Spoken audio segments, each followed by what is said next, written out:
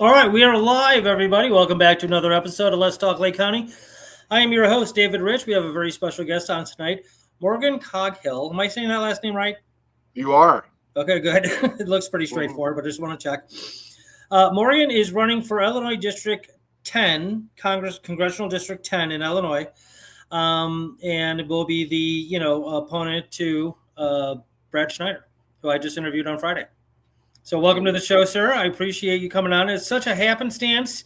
Man, I love being connected in this area because I literally was getting a espresso from a barista, and I said something about having Brad on, and I just said congressman, and she's like, oh, I know a guy who's running for Congress, blah, blah, blah, blah. Anyway, it was you. I reached out to you, and here we are. So great, so great. Community connections. That's what it's all about, folks. Exactly. Shout out to Donna. Shout out to Donna Harvey. Thank you, Donna. Yes, for sure. So thank you. Who signed my petitions as well. So very cool. Okay. So I just want to start off with kind of like a general view of your participation here. What got you interested in running in the first place? After the 2024 election, I was just utterly disgusted and despondent with what happened and the fact that Trump was back, and how on earth could we as Democrats have allowed this to happen? I'd been knocking doors in Wisconsin doing phone banking. I was pretty confident, and then election night came and went, and we thought, well, crap, here we go again. And as the transition took shape, I was starting to see more and more things that were scary, like House Resolution 9495, which my opponent voted for, and just the utter flat-footedness of the Democratic Party once Trump came back into power. Yeah. Like they were just expecting the MAGA fever to break. And finally, I believe my mother-in-law said, well, someone should do something. And I said, well, I'm someone.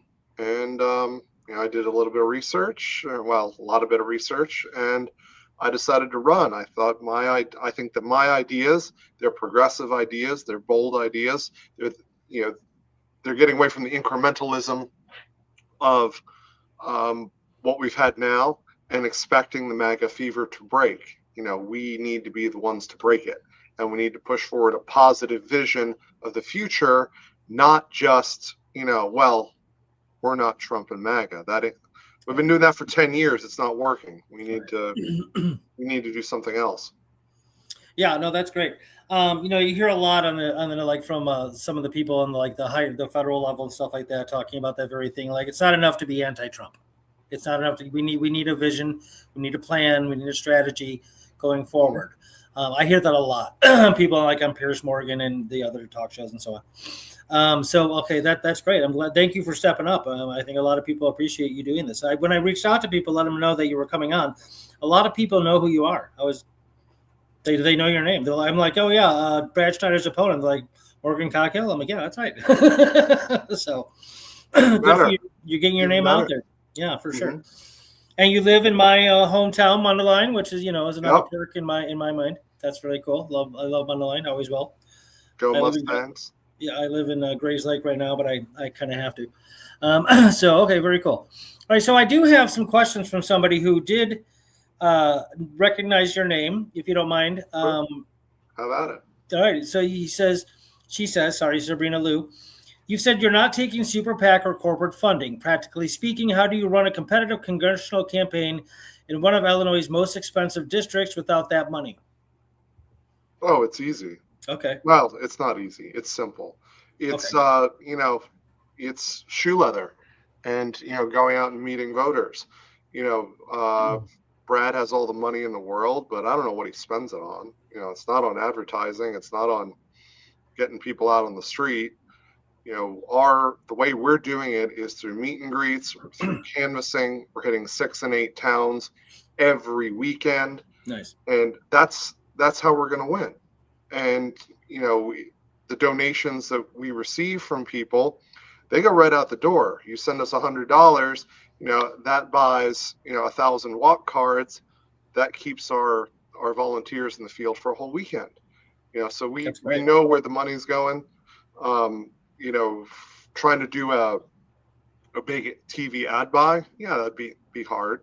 But right now, the amount of money that it takes to win in a congressional district is not what some of our congressmen are pretending it is. Especially we're in a D plus 15 district. This is deep blue, and we can do a lot better than just sort of corporate centrism.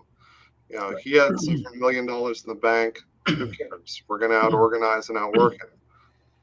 When I started this, I looked a lot different than I do now, but we've been out pounding doors, so that helps. Yeah, no, that's right. That's great. Yeah, grassroots. Oh, that's good segue into one of the questions is let's see. She also asked, if you win, how do you ensure that staying grassroots isn't just a campaign promise? Will you commit to refusing corporate PAC money after you're in office, even when leadership pressure ramps up? Hell yes. Okay. And how am I going to do that? Number one is the first thing I'm going to put on my congressional campaign site is my schedule of who I'm meeting with. If I'm meeting with constituents, if I'm meeting with committees, if I'm meeting with, God forbid, meeting with lobbyists, I owe it to the people of my district for them to know who I'm talking to. One thing that I would like to implement right now, you got to report donations once every quarter. Right. Why are we doing that? Why don't we just do it once a day? If Brad is getting money from Blue Cross Blue Shield or United 2 days before some big healthcare vote in the Ways and Means Committee, we should probably know that. So I am for radical transparency. It's very freeing. All the politicians are bought. I'm just bought by the people voting for me, not by boardrooms. Good. That's great. All right, I'm going to ask you my own question right now, and then I'll go back to Serena's. Sure. Give me a couple of things about Brad Schneider that you disagree with, and give me your established position in opposition to what you don't agree with on him. Brad Schneider is anti-Medicare for all. He has slow-walked any attempts to fix the ACA or make it better because, as they say, people who are dependent on not seeing something, their paychecks depend on them not seeing something, they don't see it. His whole family's money is from the medical insurance industry, and he gets a lot of money from them. So there is no motivation for him to go for a Medicare for all single payer option. And it's obvious, he's been pushed on it, and he's just, we gotta look at it this way, and it's not bipartisan, gotta reach across the aisle, blah, blah, blah, blah, blah. So that one's not going to happen. Additionally, he takes ungodly amounts of money from AIPAC. Yeah, we talked about that on Friday. Yeah, and you can take money from whoever you want, but you don't have to accept it either. Right. They're calling his shots, and it's obvious that they're calling his shots. Yeah. The reason probably that he canceled his town hall on Saturday, which he had mentioned on your show 15 minutes before he canceled it, was that his AIPAC handlers didn't want someone like me in the room for his town hall. Really? I'm going to be beholden to the people who vote for me, not to some lobbyist from a foreign nation. Yeah, no, I mean, like I said, we talked about that on Friday, and I just asked him to kind of clarify what AIPAC was, because a lot of people seem to be opposed to it and don't have a good understanding of what it is. But it's a very hot button issue right now, AIPAC, because of everything that happened in Israel within Gaza and everything else. And and I have been endorsed by Citizens Against AIPAC Corruption. Mm-hmm. They are the ones who are allowing the genocide and the apartheid to continue, and Brad supports it. He said on your show, "I am a Zionist." He did say that. So, those are some major differences. I'm for the people of the 10th district. That's the most important thing to me. Right. I'm not having my shots called by somebody else. Yeah, that's one of the things I don't understand about, foreign support or foreign lobbyists, or I know APAC is our American citizens. I get that. That's the controversy of whether or not they should register. I don't remember what it's called, but if you're a literal like a lobbyist from another country, you have to certify yourself as something. Do you know what it's called? Yeah, the FARA, Yeah. Foreign Asian Registration Act. Right, and I guess APAC can get around that because they're American citizens. They're not Yeah. based in Israel. Okay, so whatever. And you mentioned incrementalism before, and that was one of Sabrina's questions. Party leadership often argues that incrementalism is the only viable strategy. Where are you willing to break with leadership, and where are you not? Oh, incrementalism, it's been asked and answered. Incrementalism is what got us here. We need people who are going to swing big, people who want the ball in the sports parlance. We need people who have big, bold, positive ideas. Right now, nibbling around the edges of the ACA ain't going to do it.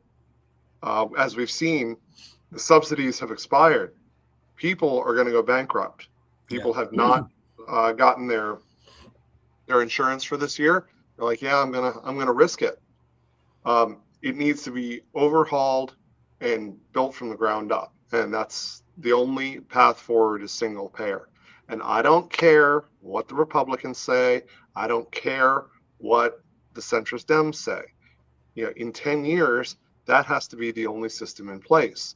Right. Every other country in the world has figured this out except us, and it's time for us. No, that I think I think polls have been taken, and it's like 70+% of people in America want single payer, or at least coverage for everybody. Correct. Equal coverage, correct. Accessible coverage, affordable coverage. Excuse me. And like you said, just about every other country in the world, civilized country in the world, has that sort of system in place. And real quick, folks, I'm going to do a show on the history of insurance costs in this country. I looked it up. I got the whole thing laid out. There are a multitude of different ways of accomplishing coverage for all, healthcare coverage for all. For example, Canada just basically got rid of their insurance companies and doctors bill the government. It's just sort of a centralized thing. They got rid of the middleman. Insurance companies are dumb. Okay, they are a terribly inefficient way of accomplishing healthcare costs because there's so much middleman cost there. I have to pay you to pay me to pay the doctor. Blah, blah, blah. It's just a very inefficient system. And not to mention the pharmaceutical company and how much they charge for stuff. So that Canada did that. I believe it's Norway. You can have a privatized health care clinic or a hospital, but it has to be nonprofit, something like that. That's going to keep costs down. There's not just one, necessarily sort of Marxist draconian, blah, blah, blah, way of going about it. That's one option. But I'm just saying that we can be creative with it and still effective in efficiency for sure. Would you agree? Mm-hmm. I do agree. My preferred option is a single payer on a state basis. For instance, a state basis, okay. Because you need someone to administer it, and in the state of Illinois, we're pretty well off. The infrastructure is already there. Yeah. To be able to conduct and administer a lot of these programs. For instance, we have the profit motive. In Waukegan, Vista Health, the hospital. What a disaster that is. That is because hedge funds and private equity are into hospitals. Yep. If it was a nonprofit, we wouldn't have this sort of nonsense. 100%. And that is the sort of system we need to get to. And let's be quite honest, in this part of the country where we are, the north suburbs of Chicago, this is sort of a medical oasis. We've got a decent number of doctors and care facilities compared to a lot of the rest of the country. Like where I grew up in central Maine was a lot different than it is here. So I believe in single payer. Insurance companies, if they want to stick around as administrators, they need to be nonprofit, as they were up until the 70s. but to be honest, I don't see the need for them going forward. The single payer needs to be able to negotiate prices for all drugs, not just insulin. That was a good win, but how come they don't negotiate prices for everything? It's silly. We are subsidizing European healthcare that way. Also, we need to get rid of the fact that all of these medical and nursing students are going into hundreds of thousands of dollars in debt. So that when they get out, they're like, well, I don't want to be a podiatrist or a general practitioner. I want to be a plastic surgeon because I don't want to have this debt for the next 40 years. Right. So it's a rebuild of the whole system. Yeah, no, there are a multitude of nuances and details and dark corners of this system that we need to look into for sure. And I'm glad you brought up the college costs, the medical school costs. I lived in Portland, Oregon. I worked in a medical school / a lot of other things. And I was able to become friends with a lot of the med students. I remember it was a $325,000 debt they walked out of the school from. Wow. And they're not allowed to work during school while they're going to school, which is probably better. So it just sits there and keeps accumulating until you're done with your residency and your internship and whatever else. And then all of a sudden, and then you got to charge more to pay off the debt. Of course. That's what, my brother went to law school. Same thing. After he got out, instead of doing what he wanted to do, he went to work for, one of those really top flight firms that worked him 80 hours a week until he got his law school debt paid off. Yeah. Once he did that, he's like, deuces. I'm done. Yeah. He took off and is doing something else now. But that's the sort of bargain that some of these students have to deal with. And as a result, there are parts of the country where we don't have enough doctors, we don't have enough nurses because they can't afford the debt service that they have to be able to do what they want and live where they want. Yeah, no, it's nuts, and it's only going to get worse until it gets attended to. That's it. The prices aren't going to just magically come down. No, it's not going to work that way. We need to drive them down. It needs to be. It's not going to be a market solution. It needs to be active. It needs to be a push from the left to push prices down. Medical care should be considered like a utility. It is a right for everyone. It is not a free market. If you've ever ridden in an ambulance, you know that. You go to the ER in the ambulance, you get 7 different bills because, the anesthesiologist was not in network, neither was this particular nurse. Oh, the bed was bought from a medical supply company that wasn't in your network. Sorry, so there's an extra charge. It's on and on and on and on. There's no transparency. No one knows how much anything costs. And then you end up with hospitals like Vista where when you cut staff and you have patients freezing to death on the roof because somebody left the door open. Oh, yeah. That's what happens. Yeah, that's terrible. All right, we got some comments on the side here. Give a Little Now is the name of one person. It says, Go Morgan. And okay, we're going to get to ICE in a second here, but centrist Dems believe the free market is the answer to every societal problem. Yeah, how would you respond to like the whole idea of free market capitalism? Nonsense. Absolute nonsense. It is not, free market capitalism has given us a lot. No, we do have to admit that. However, the whole, the oligarchs who talk about, how genius they are and hold themselves up by their bootstraps is also nonsense. Jeff Bezos would not be Jeff Bezos of Amazon without the U.S. Postal Service. The guys at OpenAI, without grants from the National Science Foundation to do some of their investigations into AI, wouldn't have as much money as they do now. The U.S. taxpayer and the U.S. government has been the greatest accelerator of private investment in the world. GPS, even the Weather Channel, all of this stuff is funded by the U.S. taxpayers that then private enterprise took to the next level. And now they're pretending like, I'm just a genius from birth and, you guys owe me everything and how dare you regulate me? No, that's not true. So we need to recognize these sorts of things, and these guys need to be regulated. So we're having income inequality go like this. We're having a K-shaped economy where the poor are getting poorer, the rich are getting richer. We're near pitchfork territory now. Right. If we're not already there. Right. It's outrageous. Yeah. No, well said. Okay, what about the environment and climate change? We need to be able to lead the world on climate change, and it's going to be an all of the above type decision. It's not just going to be one thing. It's not just going to be getting rid of fossil fuels tomorrow. For instance, I put solar panels on my house. Next year, the company said, hey, we think we can get you a more efficient battery, maybe another coating that is going to absorb even more sunlight. So it is an all of the above thing. More gas efficient vehicles. For instance, if you live in downtown Chicago or the center of New York, having an electric car is kind of hard because where are you going to plug it in? You're going to run across the sidewalk. But hybrid that gets 80 miles to the gallon is a good option at this point, or better, more capable public transportation. So climate change is a danger for us. You ask any farmer, they know the climate is changing, or anyone who does gardening.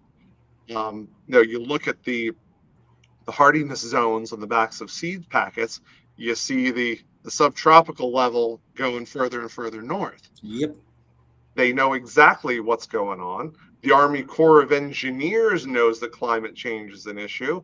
And if you don't believe any of those people, look at insurance rates, especially for places like floodplains and wildfires. Try getting homeowners insurance on a beach in Florida these days. Good luck. Right.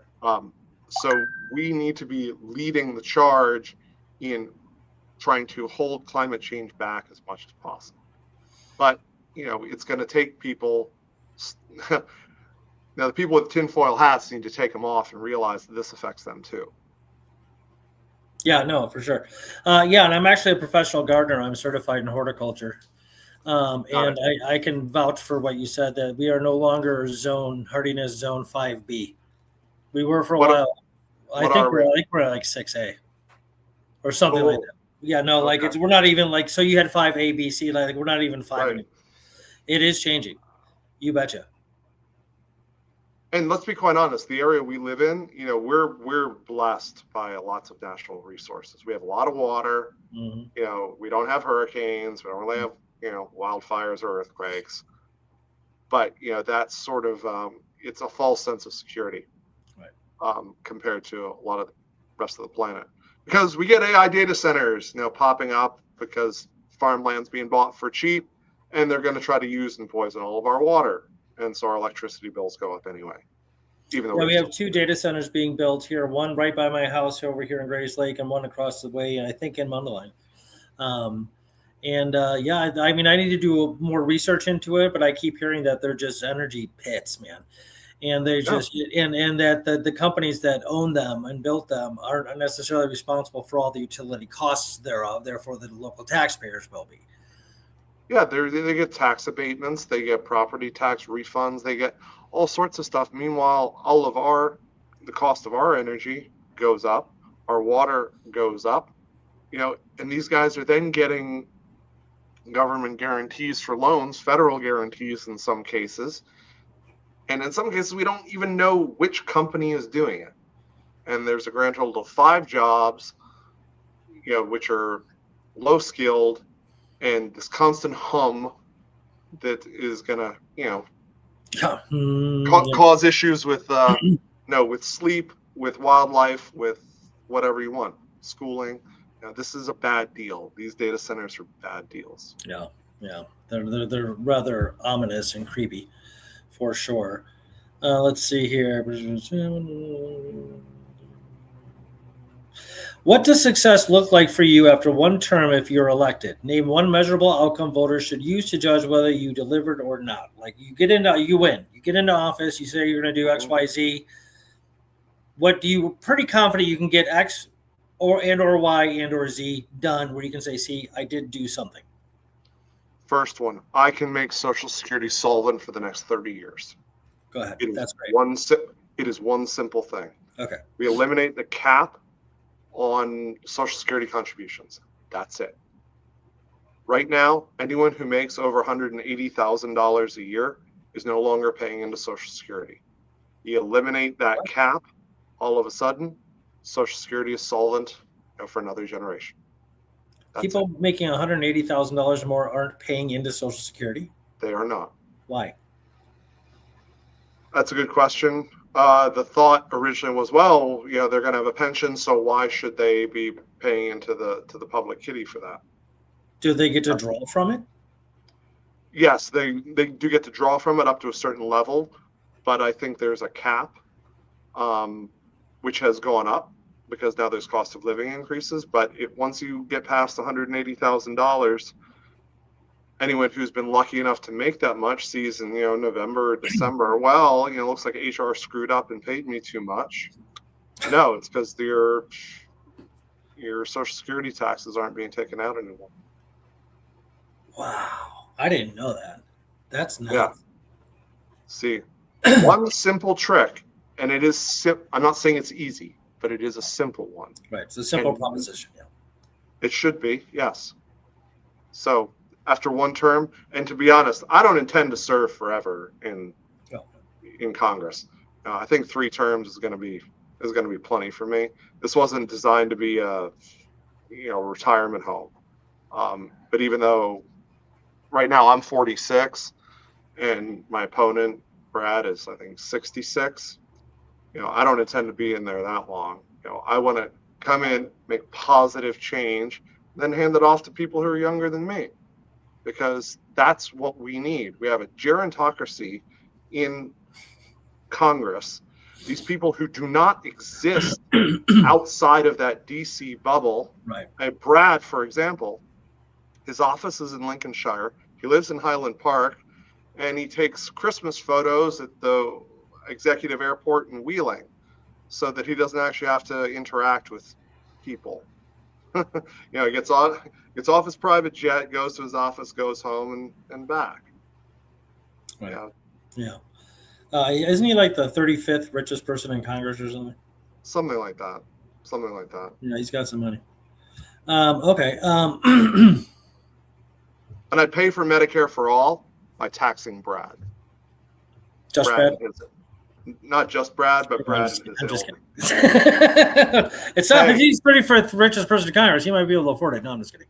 Yeah, that's something that baffles me too. Like it really is almost as simple as, not easy, but as simple as like taxing billionaires like 2% for like a handful of years, and like you can like pay for everything. Like, why not just do that? Like they wouldn't even miss it. You and I do it. Do you have a house or an apartment?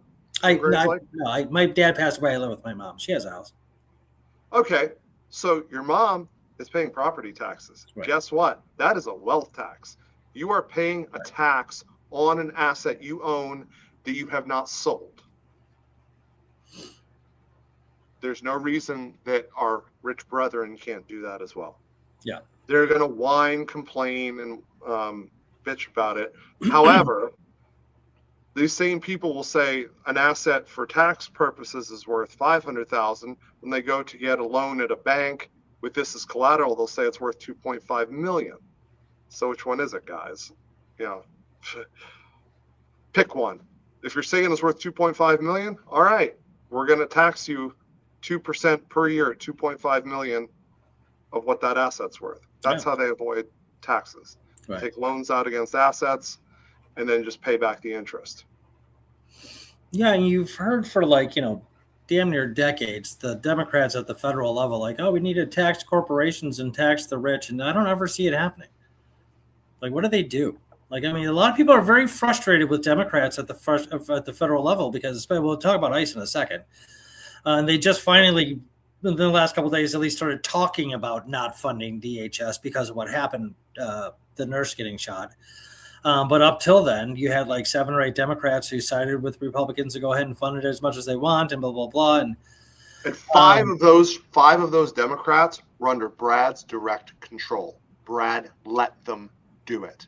Brad probably wanted to vote for that bill, but he knows there's some, some lefty like me breathing down his neck. Because he said he voted against it. He did vote against it. However, 5 of the people in his caucus under his control voted for it. And if all the Democrats had hung together, it would have gone down. The funding wouldn't have gone through, but they didn't. And 5 of the 7 are under Brad's direct control. I didn't know that either. I don't know enough about the caucuses in Congress. So, a quick primer on it. Sure. Basically, amongst the Democrats, there are 2 big ones. There's the New Dems, which is sort of the centrist, squishy, corporate speak Democrats, and then there's the Progressive Caucus. The Progressive Caucus is where I would be living. And the New Dems, Brad Schneider is the chairman of that caucus. And it's 114 members, I think. Okay. Wow, I didn't know that. Mm-hmm. Okay, that's interesting. Okay, well, okay. Well, I mean, he definitely comes across as a centrist. I mean, that's easy. But that he's the head of the caucus of that same theme, I didn't know. Okay, let's talk about ICE. What do you think? Nope. Abolish it. Tomorrow. The whole thing. Get rid of it. The whole thing. Any immigration enforcement that needs to be done can be sent out to other organizations, such as the FBI. We used to have INS, Immigration and Naturalization Service. We lived for 200 years without ICE. Now CBP has been infected with the same disease that is hitting ICE. They're hiring people God knows from where. People are unqualified and shouldn't be having guns and should have 0 authority. These people need to be arrested. I'm surprised Minnesota hasn't put cuffs on them yet, because it's pretty bad. Yeah, this is because Tim Walz is a coward. But okay, I'd say that. It's accelerationist. There's a risk. I understand it, but this is going too far. I think they're lying to us, like right to our face. They're saying that that Preddy was a terrorist and he approached and attacked. Oh, I saw the Christie note. Like he was attacking like the Greg Bavino interview. What these people. Okay, all right, never mind. And is lying still a sin? Because they all claim to be like good little Christians, and like they just lie through their teeth, and we all know it. We all saw the videos. Okay, sorry, go ahead. And Robin Kelly has introduced articles of impeachment against Christie Noem. Yeah. And it has 110 co-sponsors. Brad's name is not on that list. Right. I don't know why.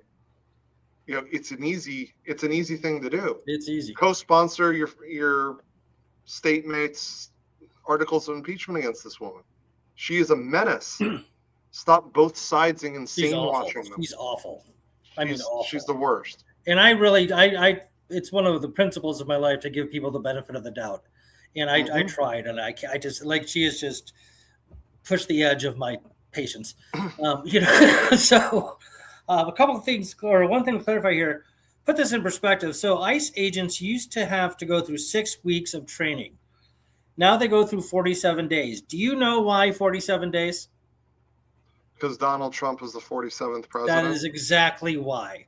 Now, if that doesn't scream utterly juvenile, narcissistic, and ridiculous, I don't know what those terms mean in any context. Like, holy cow. Yeah. He got rid of free days into national parks on days like Martin Luther King Jr. Day, and there was another one I can't remember. Juneteenth, thank you. That's correct. And instead, you get to go there free on his birthday. Who does that? What kind of a weirdo does that? Dictators. Yeah, exactly. Wimps. People who have painfully thin skins. It's just so blatantly obvious. Not to mention the billions of dollars that he and his family are making off of his presidency, which is also illegal. Yeah, the grift. The grift is the worst it's ever been. Yeah. But there's such a fire hose of nonsense that's being flung at us. We really need to wake up and stop pretending that this is normal and that the way we fight it is the same as it has been. Well, Mr. Schneider signed a strongly worded letter signed with Chuck Schumer about getting rid of ICE or reforming ICE. Brad went to the naval station once. He was turned away and never went back, ever. They used the naval station as the staging ground to invade Chicago during Midway Blitz. Yeah. And Brad didn't think it was his responsibility to go there. But I'm gonna tell you this. Progressives are waking up to the fact that the job description has changed. You have got to be willing to risk something, not just your committee assignment. You need to be willing to put something on the line to serve. If you're not willing to do that, you need to get out of the way. And I'm talking specifically about Brad Schneider and some of his cohorts. Now, they're rich guys. It's not going to be the end of the world if they go back and enjoy their millions. They don't understand what's actually going on, and they are ill-equipped to be able to serve us in this moment. Yeah, no, very well said, for sure. The abolishment of ICE sounds like that, again, simply said, but probably harder to do, right? Because you have people on both sides that still, I mean, even our governor, Pitsker, said that we should have ICE. It's just that it's out of control, that kind of thing. You would have a lot of opposition to abolishing it. Jasmine Crockett will not say that. She just wants it fixed somehow. So you have a lot of people on the Democratic side who are like, no, we need ICE. Just it needs to be tamed. Well, what would you say to that? The brand is so damaged, you need to tear it down and start over. There are some, it's not bad apples, it's a whole bad batch, it's a whole bad orchard. And plus, JB Pritzker endorsed my opponent, so sorry, JB. I'm going to disagree with you on this. JB's pretty centrist too. Yeah, for sure. He is, but the moderate position is abolish ICE. You're not going to reform the SS. That's where we are. That idiot Bavino, I don't know where he's buying his clothes or who's ordering it for him, but they're cosplaying as the Fourth Reich. Well, when he had the trench coat on with the scarf, yeah, no, he looked like Hitler walking around. And I don't know, did you see the photo images of the Nazi soldier with a gun to a guy's head, and then the guy who shot Preddy? Yep. It's like almost identical in form. So that's scary, dude. They disarmed him like 2 seconds before they started shooting him, and they shot him 10 times. Yep. You see a cop take the guy's gun, and the guy never brandished the gun. He was holding his phone. ICE, in their gentlemanly way, knocked a woman over, and the guy's a nurse, so he went to go pick her up, and he didn't approach ICE. They approached him, and one guy's like pushing him back onto the sidewalk, and he's going back on the sidewalk. Then a whole gaggle of ICE got together and grabbed him, threw him on the ground, started kicking him in the head, and he's trying to he's wiggling around as one would do, just from natural instinct. Yeah. They take his gun away. He never was a threat, by the way, because he was never holding it. So then he's absolutely not a threat after they take the gun away, and the guy shot him 10 times. 10 times. And Brad keeps saying, well, right, ICE needs to be reformed, brought under control. Well, how? Well, the way I would do it is we're going to hold up. I'm not going to vote for ICE funding ever. Not in the way that it is. It needs to be gotten rid of. And when we take back Congress and we have a bunch of progressives in there, Kristi Noem, if she still has a job, she is going to have a Democratic congressman in her hip pocket 24/7. That's oversight. That means fulfilling your responsibility to the American people. It's not a soundbite on C-SPAN once every 6 months. Right. Additionally, we will subpoena the list or the database of ICE encounters from ICE, and we're going to make it public.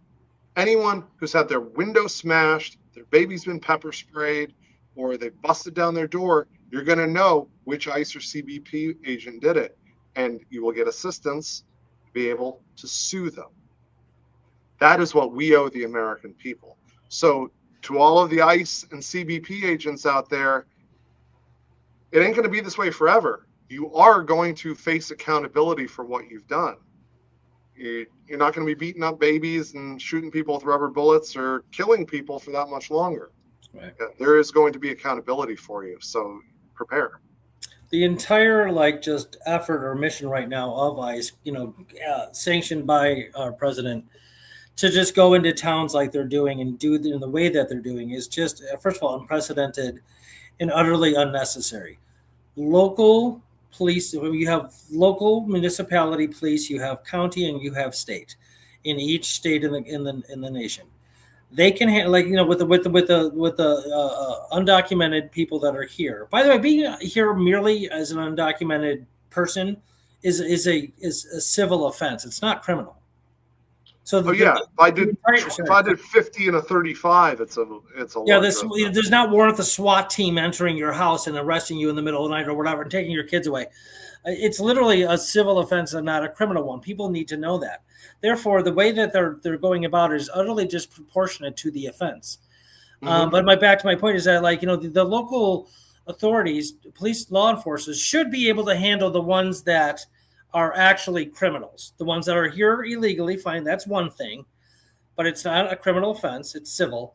But the ones that have like committed crimes, local police enforcement should be able to handle that. Do you agree?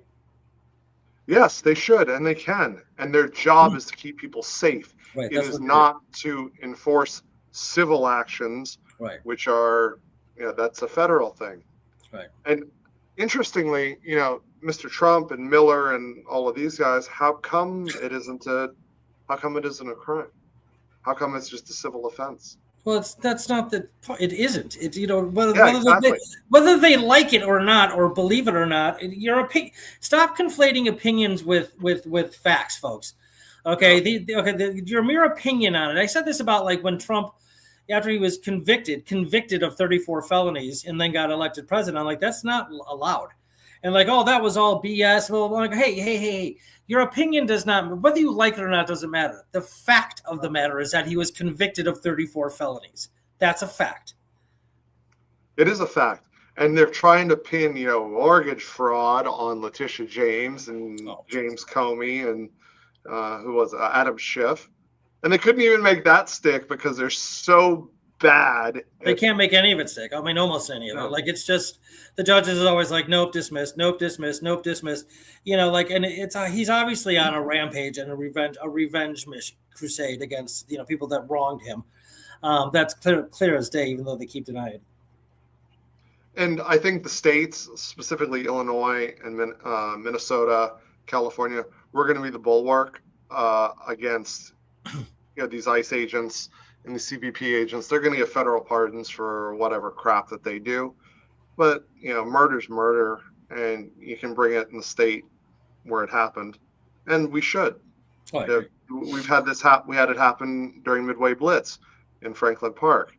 It's not as well photographed and not as well recorded, but the same thing happened. These guys are all liars, and they have no idea what they're doing. They've not been trained. They have no business carrying weapons and enforcing the law. They're jumping out of U-Hauls in the backs of, in the parking lots of Home Depots. And come on, it's crazy. No, it's crazy. The optics are nuts. Jeffrey Baisden, if I'm saying that right, Baisden, Baisden. How do you plan to battle gaslighting with disinformation from opponents? Oh, that's a good question, because that's going to happen a lot. Oh, me being gaslit? Yeah. I'm just going to go right back at it. It depends on what it is. What else are you supposed to do? Right. Like, does he have an example of how I'm going to be gaslit? Because I'd love to know. No, I don't. I don't see anything. But I don't know. I can't think of anything right now. But I'm sure it's going to happen.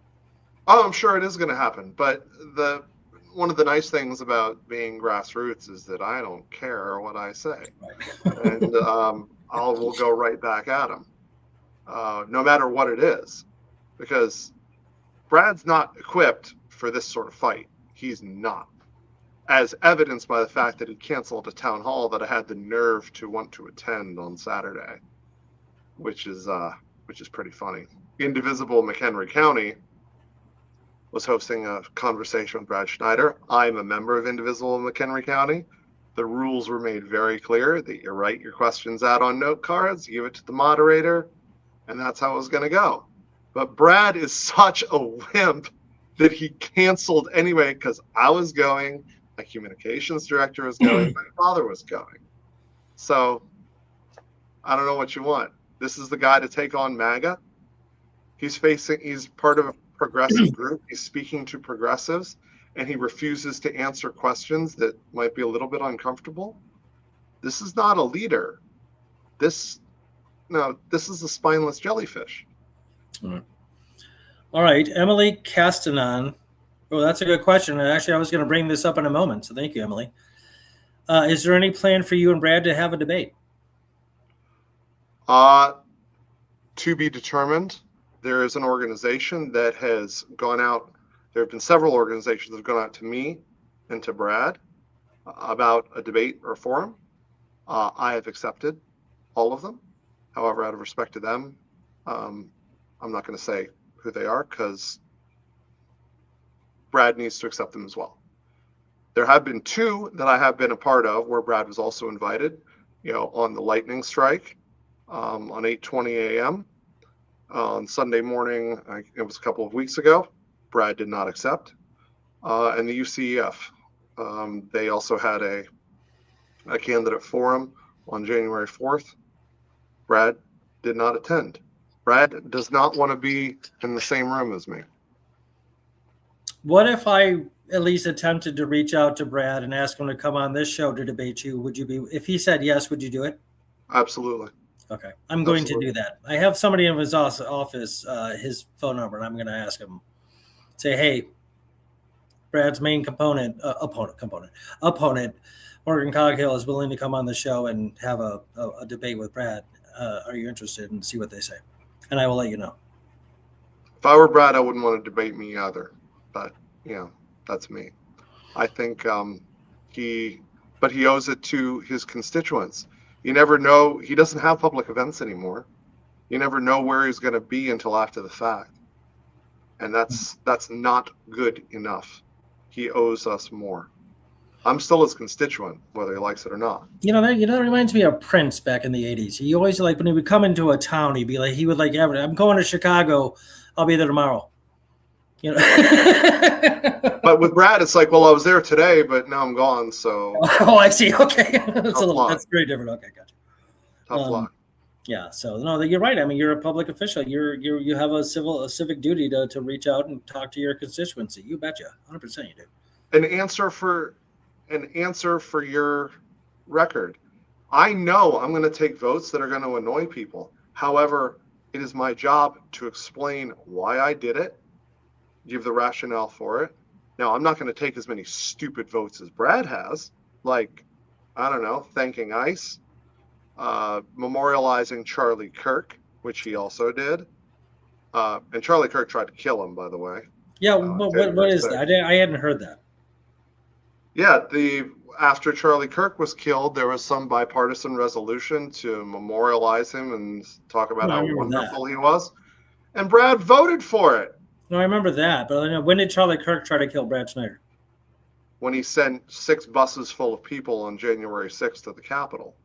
Oh, got you. Yeah, that was so long ago that, there's been so many horrible things since then, we kind of forgot that part. Yeah. Charlie Kirk was not a good guy. Oh, no. We should not be sane washing these people. Right. It looks like that has kind of died down a little bit.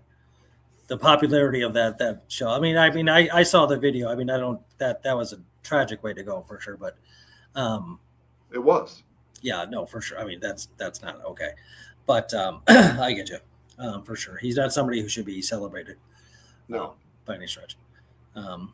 Okay, well, very cool. Okay, I want to let you go because you got another thing going on here in about 15 minutes.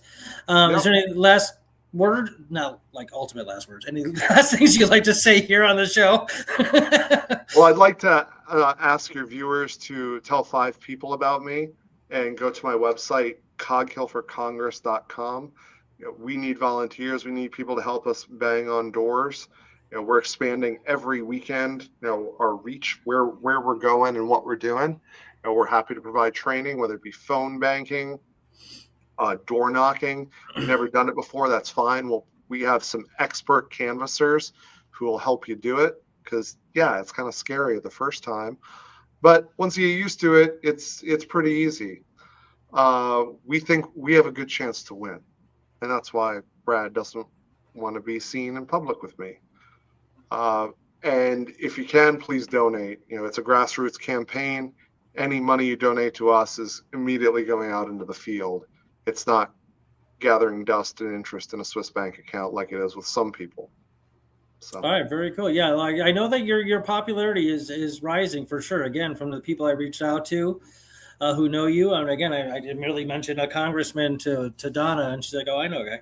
And I can tell you right now, with the little eye on top of my screen that shows the amount of viewers, you already have about 3 times as much as most people do this early on in the show. Great. How many? Well, it went up to like 14, but this is low ranking. That means it was 14 at one time, but it went up and down, which means it's probably around 25 just right now. And most people will watch this show later because people are still getting home from work, and so we started kind of early for people. Yes, for which thank you very much for doing that. I really appreciate that. I really appreciate it. Okay, Emily Castanon 2703 is saying, "I'm not in your district, but I know lots of people who live in Wheeling, and will spread the word about you."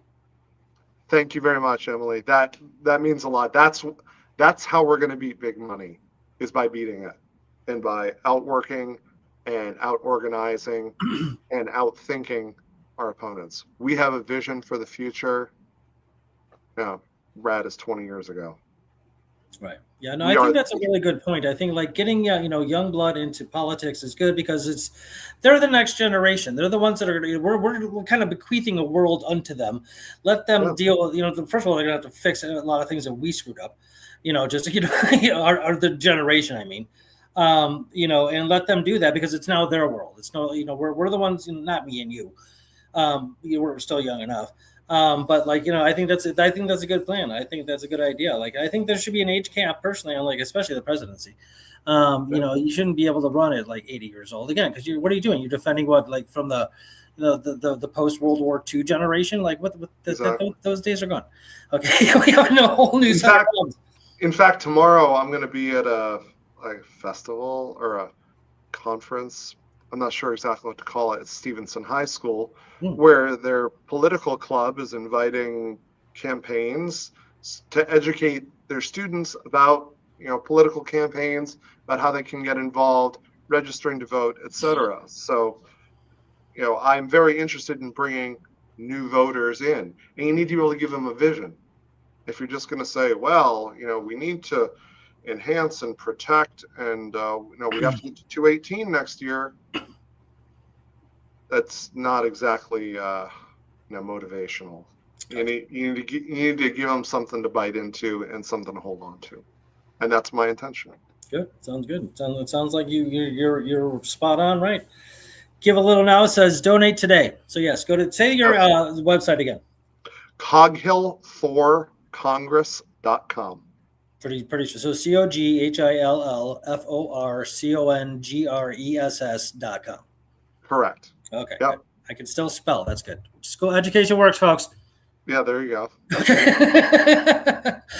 All right, Morgan Coghill, thank you so much for coming on the show. I really appreciate it. Again, it was so just fortuitous and just kind of like the fates had it in the universe ready, for us to meet, again, because it was just such a random thing. I love that kind of stuff. It's got this mystical bent to it, but it's always very cool.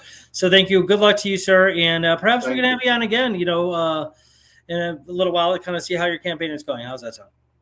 Well, when I come back with Brad, I think we should even do it in person at your house. How about that? Well, that might be. I don't know. You guys gonna go to fisticuffs or anything? Or I don't know. Probably not. I don't know. Spitballs at 10 paces or something. That's fine. Yeah, that'd be fun. That'd be fun. All right, cool. I'm definitely going to reach out to Brad's office and see if he's interested, and I will let you know if he says yay or nay. Sounds good. Thank you very much, Dave. Thank you, everybody, for tuning in to Let's Talk Lake County. I'm your host, David Rich. Until next time, keep talking. All right, hold on a second there, Morgan. Sure.